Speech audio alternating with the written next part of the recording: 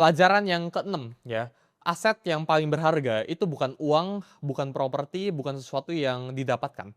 Tapi aset paling berharga itu diri kalian sendiri. Aset yang paling berharga itu sering nggak punya angka di laporan keuangan. Contoh, kayak gue pribadi sekarang ya, mungkin kalian bisa lihat di luar sana, gue punya uang puluhan miliar, ya cenderung bisa net worth gue ada ratusan gitu ya.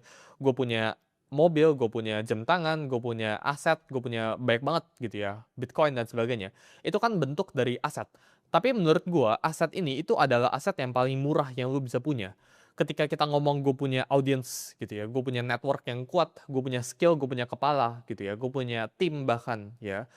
Ini aset yang lebih mahal. Jadi urutannya itu aset ya, jadi kayak uang gitu ya, saham, kripto, terus ya mobil, jam tangan, semuanya bentuk itu gitu ya. Itu aset yang paling rendah gitu ya. Yang kedua itu kepercayaan, loyalty, audience gitu ya. Itu juga bisa jadi aset gitu ya. Human labor ini yang paling atas ya, level paling tinggi gitu. Karena ketika lu punya resource allocation, human labor ya, lu punya orang-orang terdekat lu yang bisa ngelakuin apapun itu.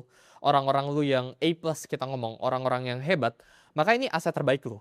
Jadi aset itu nggak melulu tentang uang. Itu yang gue pelajarin di umur ke-19. Aset itu bisa bentuk itu lain. Bisa bentuk dalam orang, bisa bentuk dalam ilmu. Ilmu kepala lu itu aset gitu ya.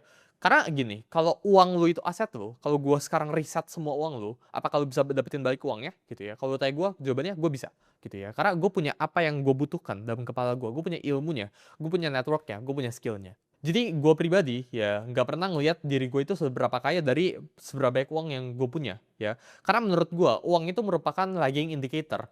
Berapapun uang yang gue hasilkan detik ini, sekarang gitu ya, hari ini atau bulan ini gitu ya, itu tidak gara-gara gue bekerja hari ini. Itu gara-gara 3 tahun yang lalu ada Suli yang lagi kerja di kamarnya. Terus dia bekerja untuk membuild atau belajar skill baru yang gue sekarang itu bisa pakai. Gue sekarang bisa public speaking, gue sekarang bisa trading gitu ya. Itu bukan gara-gara hari ini gue bekerja, tapi gara-gara 1, 2 tahun, 3 tahun lalu gitu ya. Itu gue pelajarin sesuatu. Jadi uang itu adalah lagging indicator. Aset yang kalian punya itu skill. Ya, itu diri kalian, bukan uang.